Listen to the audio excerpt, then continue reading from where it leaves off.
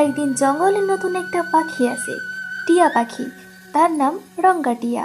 সে দেখতে খুবই সুন্দর ছিল, আর মানুষের ভাষা নকল করতে পারে বলে সবার নজর কাড়ে।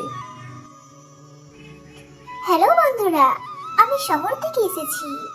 ওয়াও, তুমি তো দারুণ কথা বলতে পারো।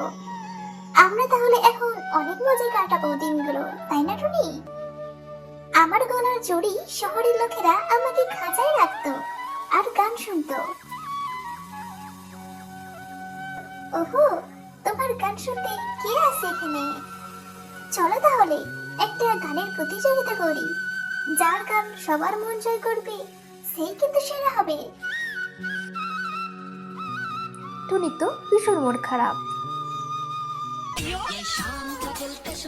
পরদিন টিয়া সুন্দরভাবে গাইতে শুরু করে শহরের গান।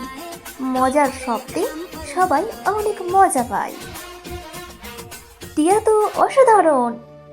টুনি চুপচাপ বসে আছে। তাহলে আমি কি গাইতে পারি না? বুড়ো পাশা তখন টুনির কাছে এসে বলল, কি হলো টুনি, মন খারাপ কেন? সবাই এখন টিয়ার গানই মজা পায়, আমার গান কেউ চায় না। সত্যিকারের গান হয় হৃদয় থেকে, নাকি কেবল শব্দে? হঠাৎ জঙ্গলে আগুন লেগে যায়। সব পাখি ভয় পেয়ে যায়। টুনি তার কমল কণ্ঠে শান্তির গান গাইতে শুরু করে, যেটা শুনে প্রাণীগুলো শান্ত হয়ে ঠিকঠাক ভাবে পালাতে পারে।